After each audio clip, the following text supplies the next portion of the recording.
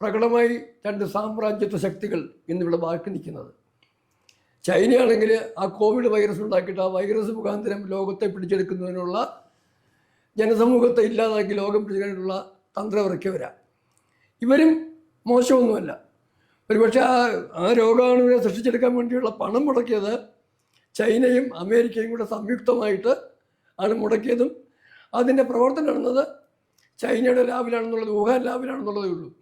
അപ്പം സാമ്രാജ്യത്വം ലക്ഷ്യമാക്കിയുള്ള രണ്ടു കൂട്ടരുടെയും പരിശ്രമങ്ങളൊക്കെ ഉണ്ടാകുമെങ്കിൽ പോലും ഭാരതം പോലെ രാജ്യവും മൂന്നാം ലോകമെന്ന് പറയുന്ന ഇപ്പോഴത്തെ സൗത്ത് വേൾഡ് അവർ ഒരു സംഘടിത ശക്തിയായിട്ട് പ്രായോഗികമായിട്ട് മാറുകയും ഈ പറയുന്ന പല നിലപാടുകളെയും തിരുത്തുകയും ലോകത്തിന് സമാധാനം തിരിച്ചു കിട്ടുകയും രണ്ടാം ലോകമഹായുദ്ധത്തിൻ്റെയോ ഒന്നാം ലോകമഹായുദ്ധത്തിൻ്റെയോ ഒരവസ്ഥയിലേക്ക് നീങ്ങാനുള്ള സാധ്യതയില്ലെന്നാണ് ഞാൻ ശുഭപ്രതീക്ഷയോടെ